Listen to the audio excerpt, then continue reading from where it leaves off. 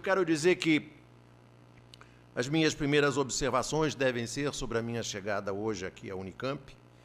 Fiquei muito feliz de ver pelo caminho que aqui tem uma rua chamada Josué de Castro, outra chamada Cláudio Abramo, dois brasileiros que eu admiro muito, e tem também uma rua chamada Sérgio Buarque de Holanda. E antes de dizer que o admiro, quero recomendar a vocês a leitura do livro A Elite do Atraso, da escravidão à Lava Jato, do sociólogo Gessé de Souza, que analisa raízes do Brasil e não fica pedra sobre pedra.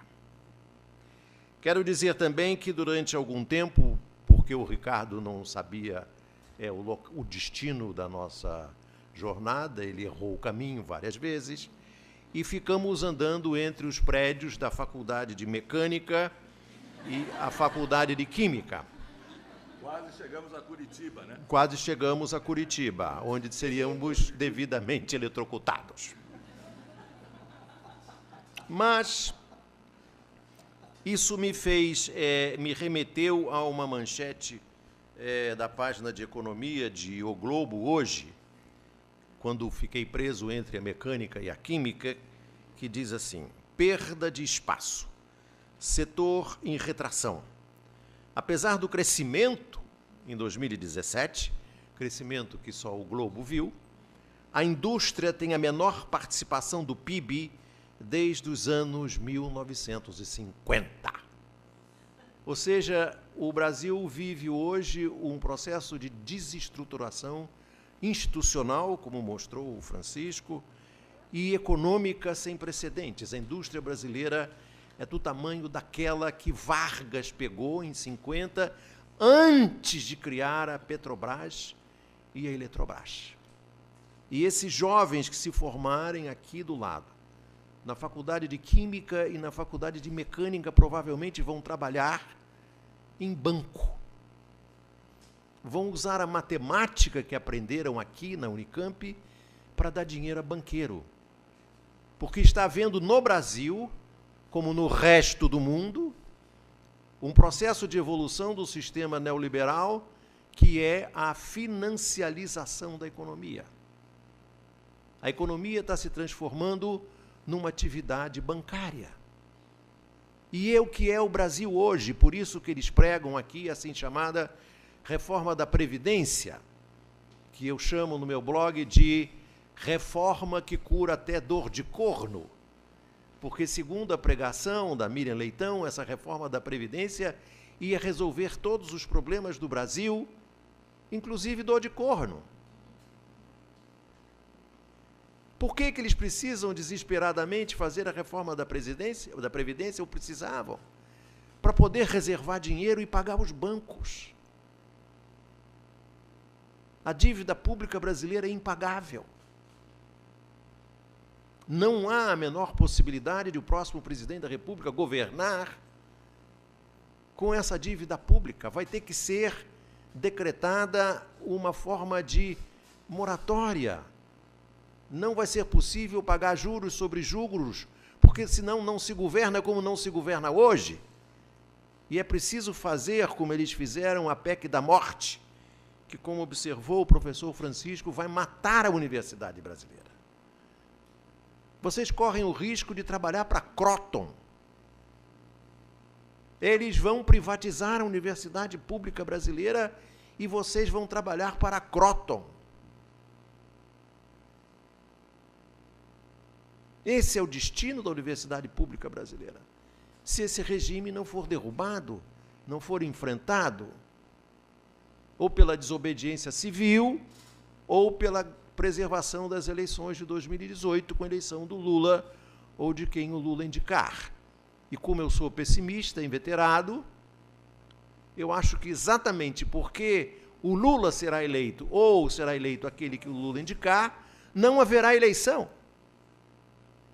Preparem-se, não haverá eleição.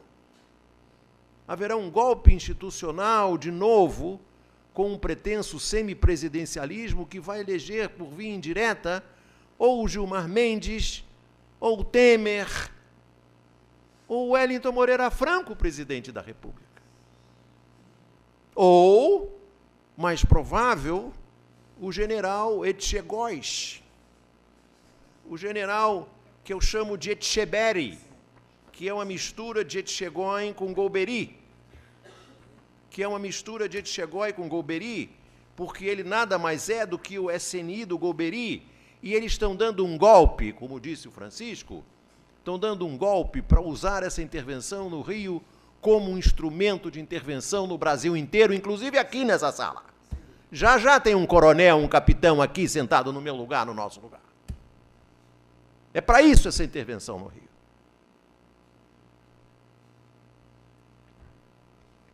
Eu vou falar um pouco desse meu livro, O Quarto Poder, porque, teoricamente, foi sobre isso que eu vim fazer aqui. Então... Foi você que escreveu, certo?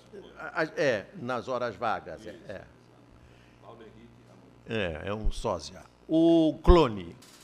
O livro O Quarto Poder nasceu de um breve curso que eu dei sobre a história da construção da televisão comercial no Brasil. Eu transformei esse curso num texto. Desse texto eu fiz uma espécie de um livro recheado de testemunhos e depoimentos pessoais meus, com a minha brevíssima participação na vida da televisão brasileira.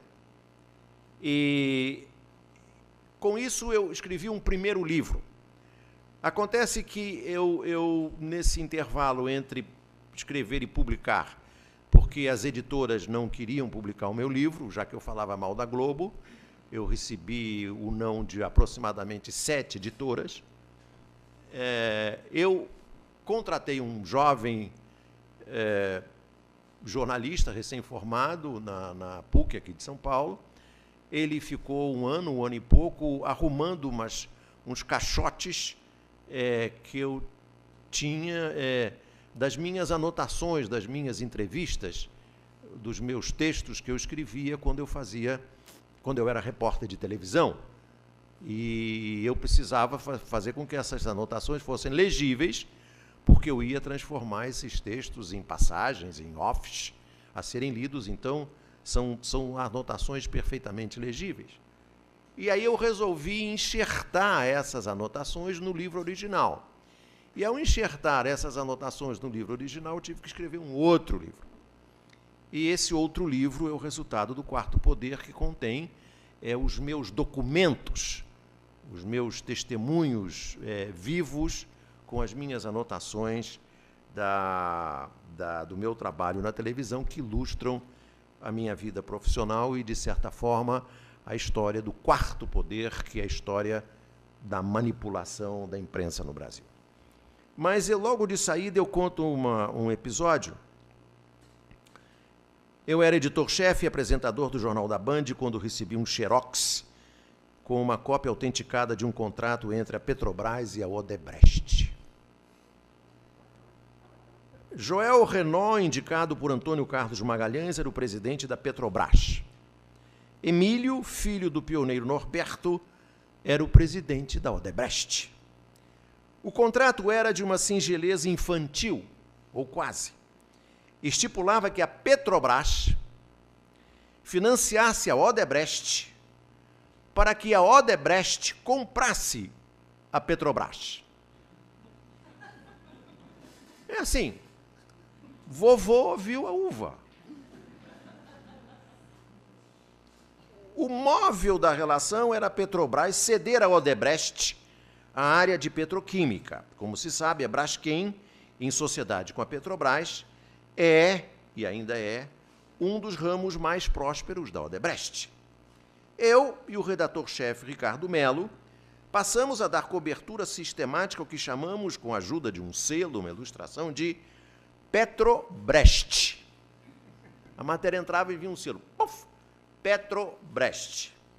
Foi um Deus nos acuda. Emílio conseguiu a fórceps marcar uma reunião na sede da Bandeirantes em São Paulo. Ele, Johnny Saad, filho do dono, José Roberto Maluf, que representava o dono, seu João Saad, eu e Ricardo. Advogado experiente, Maluf foi mortífero. Leu os itens do contrato que construíam a patranha. Eram de uma clareza solar. A cobertura da Petrobras continuou do Jornal da Band e Renault tirou o patrocínio da Petrobras do Jornal da Band. Assim começou a minha demissão e do Ricardo. E assim nasceu a Braskem.